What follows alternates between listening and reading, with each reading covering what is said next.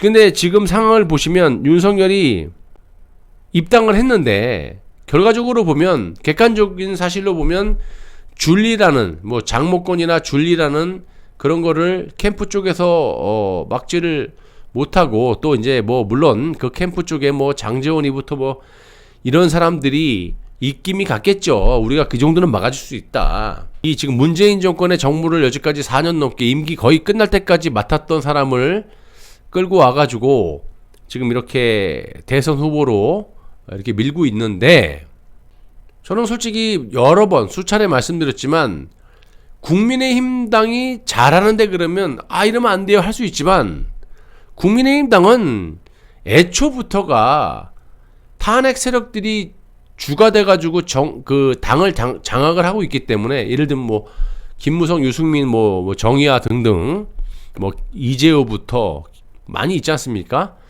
이런 사람들이 장악을 하고 있고 친박 세력들은 지금 눈치나 보고 있고 찌그러져 있는 상태예요.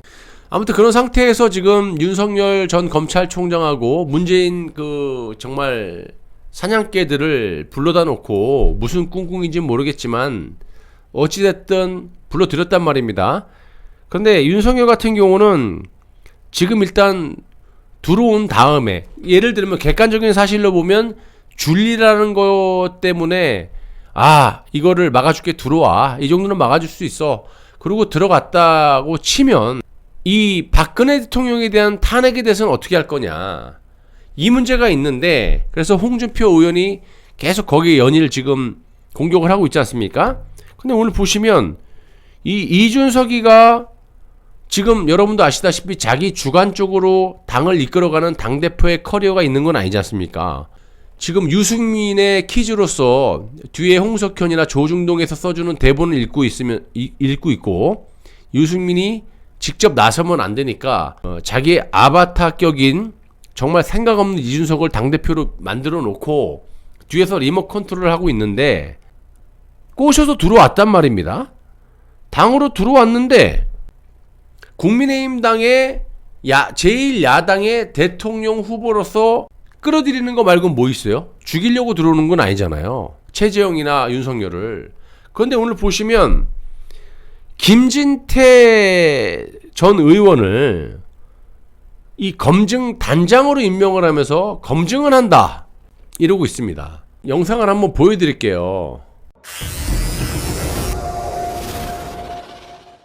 자, 한번 보십시오. 저는 너무 근거 없는 그런 얘기입니다. 그 지금 자세가 별로 아름다워 보이지가 않습니다. 예? 대통령의 복심을 만나서 무슨 얘기를 했냐고 국민의 대표인 국회의원이 묻는데 피식피식 웃으면서 아무 얘기 할 일이 하는 게 없으면 뭐하러 만났어요? 국은 숙제 한번 해야 되겠죠? 태블릿 PC 어때 공부 좀 많이 했습니까? 그래서 뭐 워낙 우리 이 부분에 대해서는 의원님이 잘 알고 계셔서 제가 뭐 그만큼 잘 모릅니다. 뭐 그렇게 해서 대충 넘어가려고 그러지 마시고요. 우리 2년 전 국감에서 한번 해봤었죠. 그 문제의 태블릿 PC 말이에요. 네네. 지금 그거 봉인해가지고 있습니까? 그렇게 알고 있습니다. 언제 봉인을 했을까요?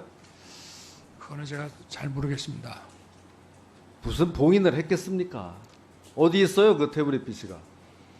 그래서 지금 대검 그 과학수사부에 보관되고 있지 않나 생각이 되는데요.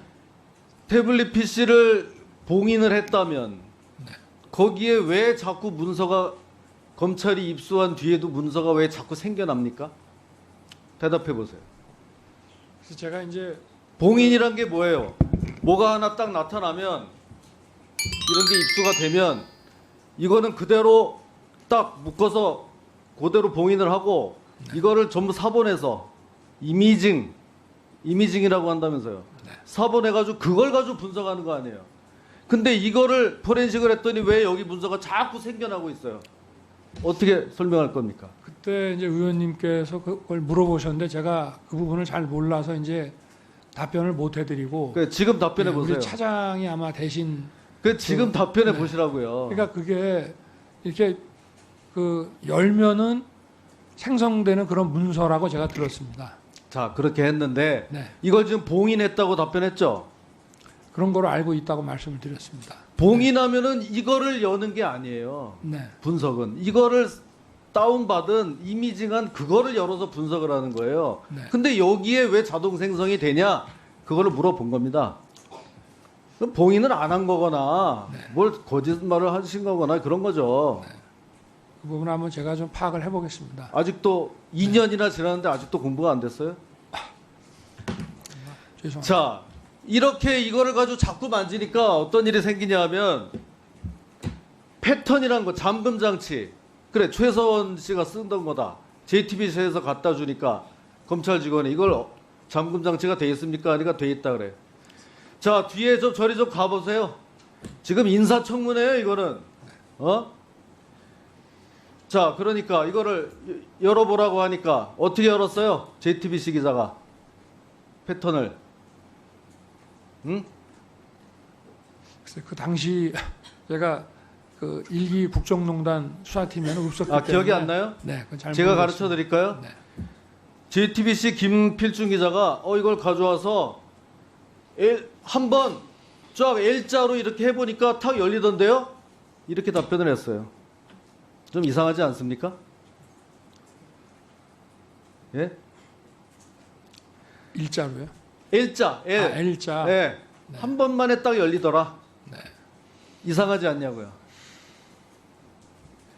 글쎄 뭐 그 특검에서 저희가 또 다른 이제 최순실 씨의 그 자, 뭘 이게요. 발견했는데 그 같은 L자로 계속 돼 있다는 얘기를 그때 들었거든요. 특검 때. 네. 이게 네.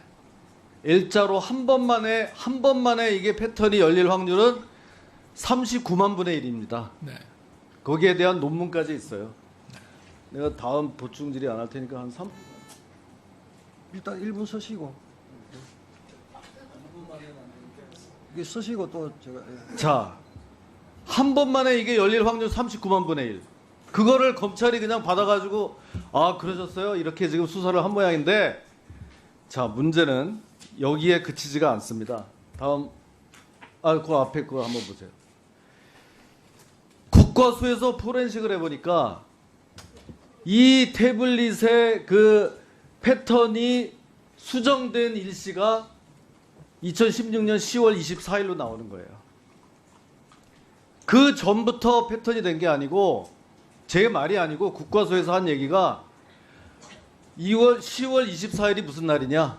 검찰이 JTBC로부터 이미 제출받은 바로 그날이에요. 그날 패턴이 설정된 거로 나온다고요. 이건 어떻게 설명하겠습니까? 제가 이 디지털 분야를 잘 몰라가지고 죄송합니다.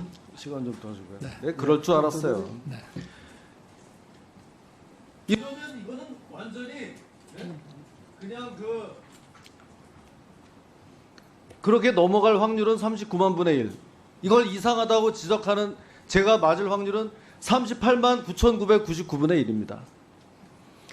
그 전에 내가 보기에 이 태블릿이 여러 사람이 쓰던 공용폰이었는데 이거를 최서원이 쓰던 거라고 하려다 보니까 누군가가 그때 패턴을 설정해 넣은 거예요. 국과수에서 나와요. 10월 24일에 이게 설정이 됐다고. 이런 걸 가지고 지금 이 난리를 치고 있는 겁니다. 예? 그래서 이게 왜 최서원 것이냐라고 생각하냐고 제가 2년 전 국감에서 물었더니 뭐라 그랬죠? 정호성이 그렇게 시인을 했습니다. 이렇게 답변을 했었죠. 그런 기억이 납니다. 기억이 나죠? 네네. 지금도 그게 맞다고 생각합니까? 그때 제가 그 일기 수사팀한테 이제 국정감사 그렇게 준비를 보고를 하면서 보고를 받았습니까? 받기에 그 태블릿 PC에 들어있는 문건들을 정호성 씨가 자기가 보낸 게 맞다.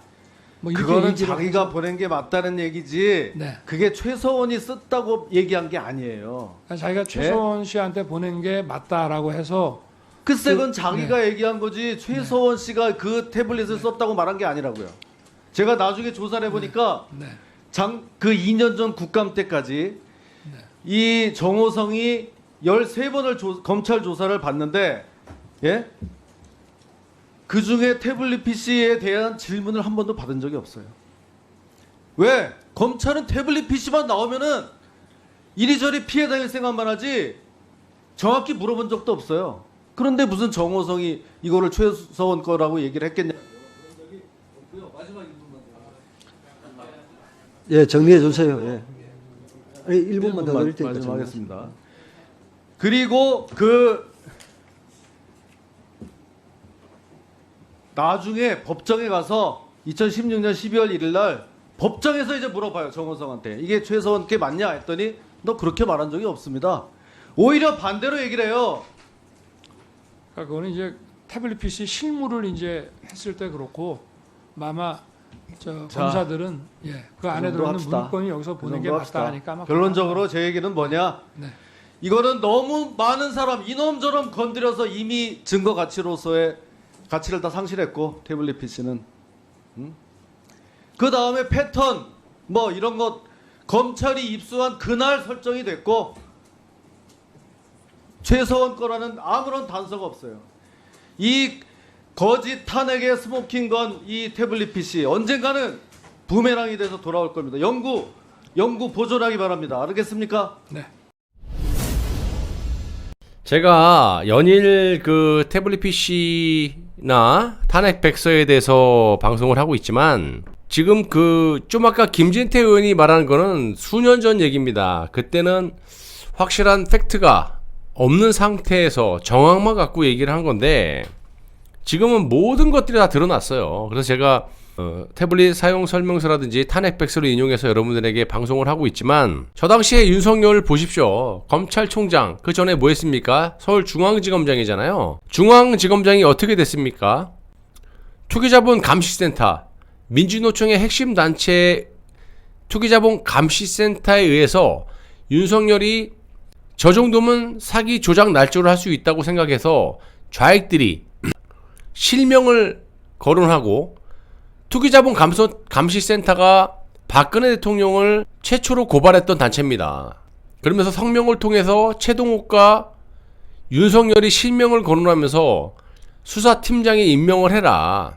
대한민국 검사 중에 수사팀장 한 사람이 윤석열밖에 없습니까? 안 하죠. 이런 무지막지한 짓을 누가 합니까? 윤석열이 가능하니까 저자를 꼽아놓은 거죠.